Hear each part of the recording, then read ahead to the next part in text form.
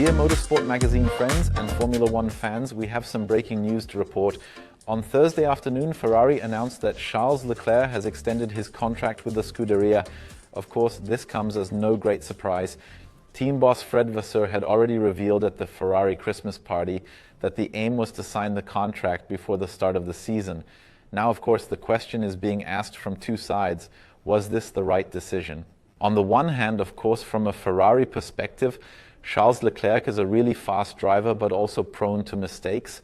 On the other hand, I think more people will ask themselves, wouldn't Charles Leclerc have had another option? Did he really have to stay with Ferrari, with a team that has made so many mistakes and put so many obstacles in his way? Charles Leclerc himself has a very clear opinion. Ferrari means everything to me because this sport has taken such a big place in my life that I wake up in the morning thinking about winning the next race. I go to sleep the evening thinking about the same thing. And being part of a team like Ferrari makes all those days even more special. I dream of being in that position since I'm 3.5 years old. So today just feels absolutely amazing to be in this position and to be able to do what I love most every time I'm on track. It really is a very special relationship between Charles Leclerc and Ferrari. The 26-year-old has been a Ferrari junior since the 2016 season. Back then he was still a long way away from Formula One, but then he made his way through the junior series. In 2018 he successfully entered Formula One thanks to Ferrari, then with Alfa Sauber, and then after one season he was promoted to the works team. You may remember the big discussions with Sebastian Vettel about whether the promotion might have come prematurely. Vettel himself would have liked to keep Kimi Räikkönen as his teammate, but then fate took its course. This is also Charles Leclerc's third contract with Ferrari. After he hit the ground running in his first season, he was immediately given a long-term contract extension in 2019, and then he extended his contract until the end of 2024, just before Christmas, and now Charles Leclerc's third contract. The goal is very clear for the Monegasque. Of course, the target is to do even better in the future. We've had very good days together with Ferrari in the past. We've had other very difficult days, but we've grown together, and now we are continuing the story, which I am so incredibly happy of. And my target is obviously to bring back Ferrari to the top of the World Championship. To win a championship with Ferrari is my ultimate dream. And I'll do absolutely everything in order for this to happen. Now, we haven't talked about one very interesting aspect at all, namely the duration of the contract. We don't want to keep it from you, but we can't tell you either, because Ferrari's press release simply said it would run beyond the 2024 season. His contract would have expired at the end of the 2024 season. How much longer will it be now? We really can't say. Charles Leclerc himself also speaks out in the press release. He says he is looking forward to putting on the Ferrari overall for several seasons. Unfortunately, he didn't tell us whether he's counting 2024. And what Ferrari didn't tell us is what's going on with Carlos Sainz, because his contract also expires at the end of 2024. And the press release only announced Charles Leclerc's contract extension. Carlos Sainz is repeatedly linked to Audi. Of course, his former confidant, his former team principal, Andreas Seidel, is now in charge at Sauber, and as a works team in 2026, this could well be a very lucrative option for Carlos Sainz. His father, Carlos Sainz Sr., or let's call the other junior. You can take your pick, recently won the Dakar rally with Audi, and afterwards he spoke out in praise of the Audi team and said that it would be a good option for his son. In any case, he has a guarantee that Audi will give its all and could then be relatively successful. I think there's still a while to go before Audi could be really successful in Formula One, but is that still an option for Carlos Sainz, yes or no? The question probably only arises if he doesn't really feel comfortable at Ferrari, and some people believe that Carlos Sainz doesn't feel as valued at Ferrari as he himself would expect. After all, he is the only driver to win a Formula One race in 2023 who was not in a Red Bull, namely at the Singapore Grand Prix, and yet he is somehow number 2 at Ferrari. Officially, of course, there is no number 1 and no number 2 at Ferrari, but you could think about whether Charles Leclerc might not be the real prince in Maranello and Carlos Sainz might just be playing a supporting role.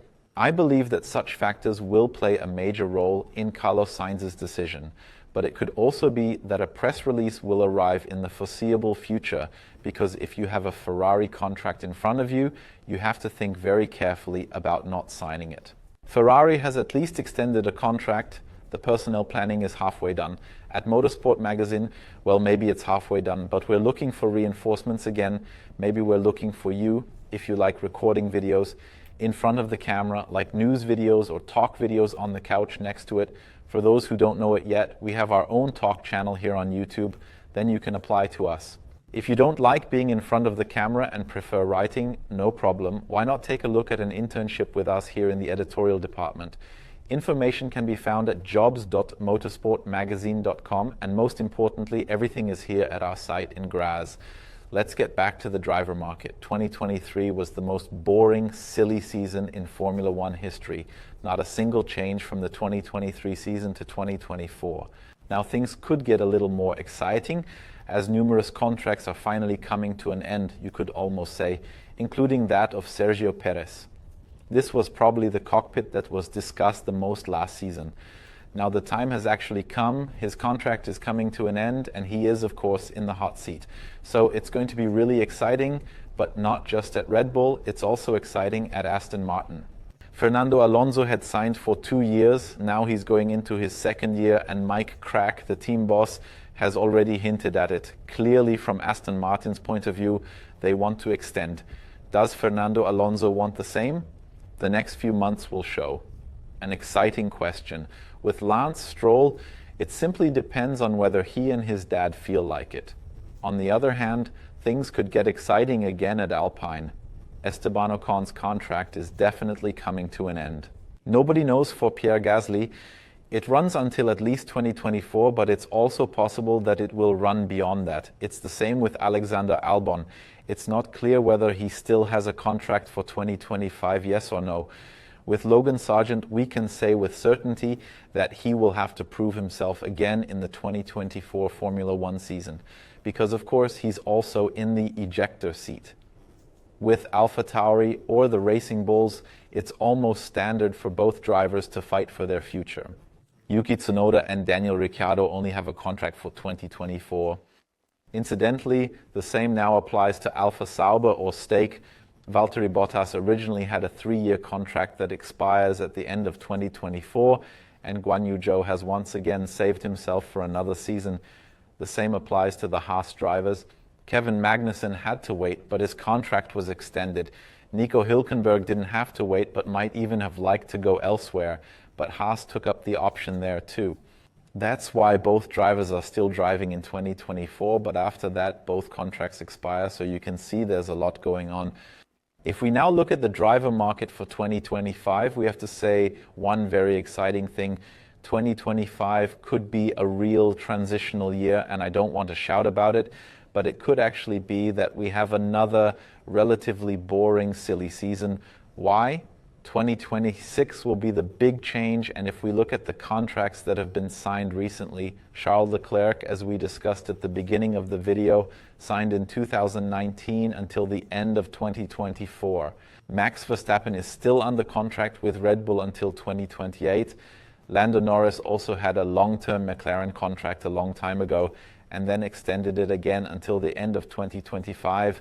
So those were all very long contracts. A driver manager recently told me that he believes the era of long-term contracts may now be followed by an era of very short contracts. Why is that? When the big rule changes come in 2026, no one wants to be tied down by a block. We all don't know what it will look like in terms of performance. Red Bull might even have a problem. It has a completely new engine. So there are a lot of question marks, and that's why the drivers might not want to commit themselves for too long. That's why we think we'll see a lot of 1 or 2 year contracts now and then. After the first season of the new era, things will really pick up again. I'm curious to see what will happen in the coming weeks and months.